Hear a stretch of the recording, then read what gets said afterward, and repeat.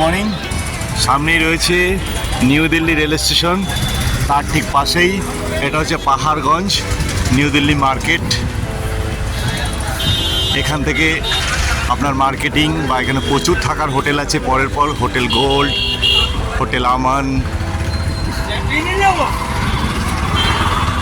আমরা রয়েছি golden wings, এখান থেকে ঢুকেই রয়েছে হোটেল।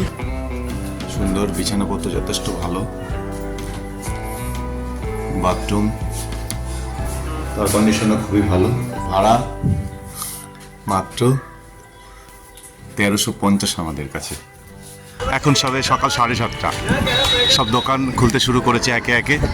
আর আমরা এই পথ ধরে যাব রামকৃষ্ণ মার্গ মেট্রো স্টেশন। হাঁটা পথে 10 মিনিট, টোটো অ্যাভেলেবেল। দিল্লি ট্রিপের দ্বিতীয় দিনে রামকৃষ্ণ আশ্রম মার্গ মেট্রো স্টেশন থেকে আমরা প্রথম যাব রাজীব চক, সেখান থেকে যাব কুতুব মিনার মেট্রো স্টেশন। এখান থেকে আমরা যাব কুতুব মিনারের দিকে। সামনেই দাঁড়িয়ে রয়েছে অটো, এখান থেকে অটো 20 টাকা পার হেড নিয়ে কুতুব মিনার যায়। দেখতে পাচ্ছি কুতুব মিনার, এটি অটো স্ট্যান্ড। এখানেই অটো থেকে নেমে হেঁটে যেতে হবে সামনের দিকে। কিছুটা সামনে এগিয়ে সেই রয়েছে বোর্ড কুতুব মিনার। কুতুব মিনার প্রবেশের জন্য টিকিট প্রাইস ক্যাশে 40 টাকা, এটিএম বা ডেবিট কার্ডে নিলে 35। লাইন দিয়ে সবাই টিকিট কাটছে কুতুব মিনারে। এখান থেকেই প্রবেশ করব ভেতর দিকে। আর প্রবেশ পথের পাশেই মাথা তুলে দাঁড়িয়ে রয়েছে কুতুব মিনার। 700 থেকে 800 বছরের ইতিহাসের সাক্ষী হয়ে দাঁড়িয়ে রয়েছে এই সুউচ্চ কুতুব মিনার, যার তৈরির সূচনা হয়েছিল কুতুবউদ্দিন আইবকের হাত ধরে। 1199 থেকে 1220 খ্রিস্টাব্দের মধ্যে কুতুবউদ্দিন আইবক তৈরি করেছিলেন কুতুব মিনারের প্রথম ধাপ।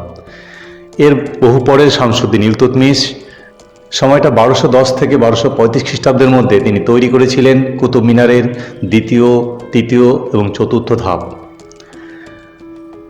এর বহু বছর পরে 1369 খ্রিস্টাব্দে বজ্রাঘাতে কুতুব মিনার ক্ষতিগ্রস্ত হয়। তখন দিল্লি সুলতান ফিরোজ শাহ তুগলক তিনি চতুর্থ তলটাকে ভেঙে সেখানে চতুর্থ এবং পঞ্চম ধাপ গড়ে তুলেছিলেন। 1505 খ্রিস্টাব্দে ভূমিকম্পে কুতুব মিনার ক্ষতিগ্রস্ত হয়। দিল্লি সুলতান তখন সিকন্দর শাহ লোদি, এটি তিনি পুনরায় মেরামত করেন এবং তারও পরে 1803 খ্রিস্টাব্দে ভূমিকম্পে আবার কুতুব মিনার ক্ষতিগ্রস্ত হয়। এই সময় ভারতবর্ষে ব্রিটিশ রাজত্ব চলছে।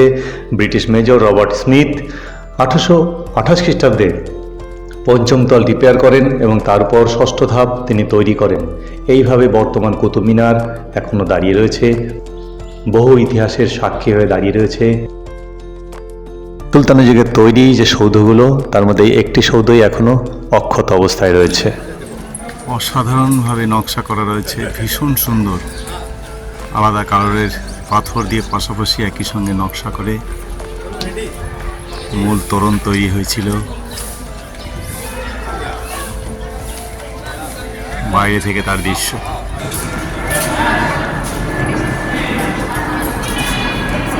প্রত্যেকটা দেয়াল এত সুন্দরভাবে পাথরগুলো নকশা করে কাটা হয়েছে। সেই সময় আধুনিক যন্ত্রপাতি কিছুই ছিল না, তবুও প্রত্যেকটা দেয়াল, প্রত্যেকটা পাথরের কাজ নিখুঁতভাবে ফুটিয়ে তোলা হয়েছে।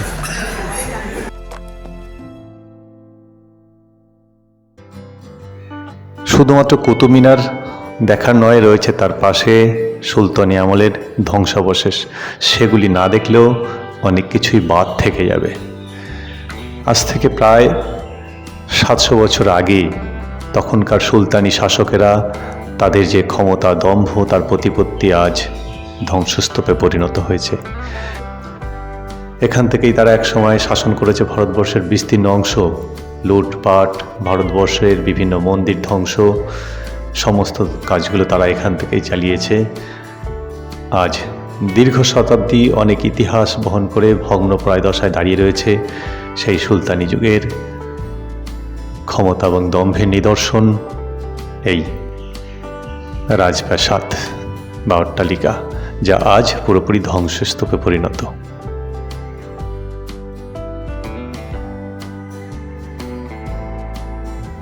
আপনাদের সামনে এখন রয়েছে আয়রন পিলার, যেটা আমাদের ভারতবর্ষের সবচেয়ে অতীতের ইতিহাস জীবন্ত সাক্ষী এই আয়রন পিলার, যার উচ্চতা 7.21 মিটার বা 23 ফিট 8 ইঞ্চি। এই লৌহ স্তম্ভটি তৈরি হয়েছিল দ্বিতীয় চন্দ্রগুপ্তের হাতে। তার রাজত্বকাল ছিল 375 থেকে 415 খ্রিস্টাব্দ। এখন থেকে প্রায় 1600 বছর আগে এটি নির্মিত হয়, মূর্ছেবিহীন, যার ওজন 6 টন। মাটির ওপরে আছে 5.2 মিটার, বাকি অংশটা মাটির নিচে। লৌহস্তম্ভটি অতীতের অনেক ঘটনাবহুল ইতিহাসের সাক্ষী বয়ে চলে।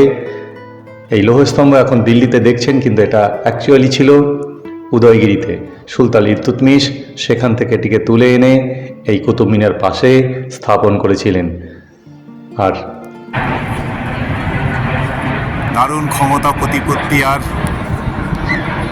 দম্ভের প্রতীক এই সৌধগুলি এখন ধ্বংসপ্রায়। তারই পাশে চন্দ্রগুপ্ত মৌর্যের আমলের তৈরি এই লৌহস্তম্ভ এখনও সদর্পে মাথা তুলে দাঁড়িয়ে রয়েছে, শতাব্দীর পর শতাব্দী। সুলতানি যুগ, মোগল যুগ, একের পর এক সময় ব্রিটিশ যুগ পেরিয়ে সমস্ত স্থাপত্যগুলো এখনো তাদের অস্তিত্ব ধরে রেখেছে, যদিও প্রায় ভগ্ন।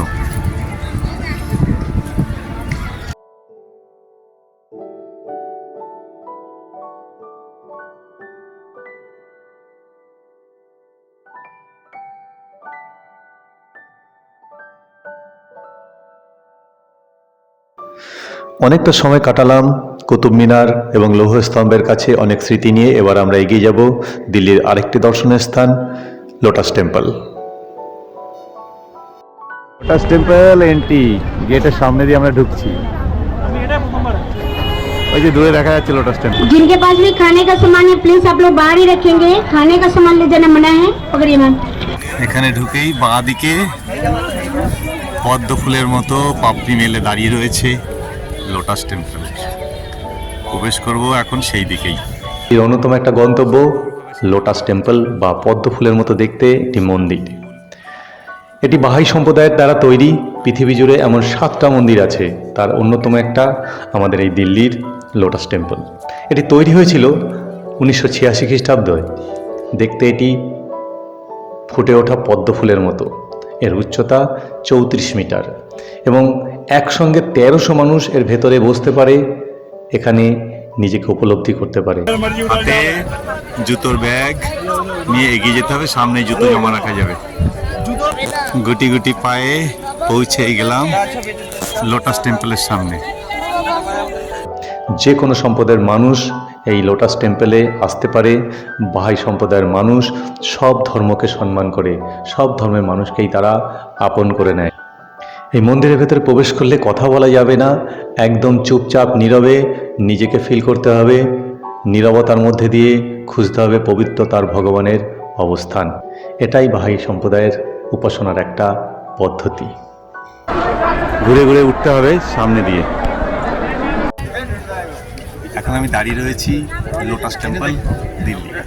এটা বাহাই সম্প্রদায়ের মন্দির, যেখানে এদের একটাই মর্মকথা, সেটা হচ্ছে শান্তি, নীরবতা, সর্বধর্ম সমন্বয় হচ্ছে এদের মূল কথা। সব ধর্মের মধ্যে ঈশ্বর থাকেন এক এবং অদ্বিতীয়।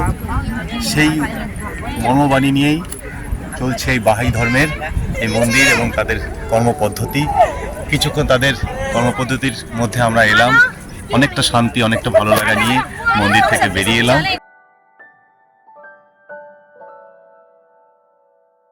অক্ষরধাম মন্দির, স্বামীনারায়ণ অক্ষরধাম মন্দির। অক্ষরধাম মন্দির এখান থেকেই ঢুকবো, প্রবেশ এন্ট্রি পথ অক্ষরধাম টেম্পল। জাস্ট ঘুরে এলাম। অসাধারণ সুন্দর পাথরের কারুকার্য করা এই অক্ষরধাম মন্দির। 6:30টার পরে আর ঢোকা যায় না, 6:30 অবধি ঢোকার টাইম। আর সোমবার বন্ধ থাকে, বাকি প্রত্যেক দিনই খোলা এবং 6:30টার আগে আসতে হবে এখানে। 6:30 বেজে গেলে আর ঢুকতে পারবেন না। ভেতরে কিছুই অ্যালাউ নেই, ফোন, ক্যামেরা, মোবাইল কোনো কিছু অ্যালাউ নেই, সমস্ত কিছু ব্যাগ বাইরে জমা দিয়ে এখানে প্রবেশ করতে হয়। আমরাও সেভাবে প্রবেশ করেছিলাম এই অক্ষরধাম মন্দিরে। এবার ফিরে যাব, আগামীকাল আমরা যাব সিমলা মানালি। আজকে রাতেই ট্রেন ধরবো এখান থেকে, ফেরার ট্রেন মাথার উপর থেকে মেট্রো চলেছে। এখন দাঁড়িয়ে আছি কালকায়, নেতাজি এক্সপ্রেস 12311 এটা কলকাতা থেকে আমাদের কালকাতে আসে। আমরা উঠেছিলাম দিল্লি থেকে, ওল্ড দিল্লি জাংশন থেকে উঠে এখন দাঁড়িয়ে কালকায়। সময় এখন 4:07। এইখান থেকে সামনে এগিয়ে যাবো, সামনে এগিয়ে গেলে ডান দিকে গেলেই কালকা শিমলা এক্সপ্রেস। তাহলে এখন যাবো কালকা শিমলা এক্সপ্রেসের কাছে, চলুন।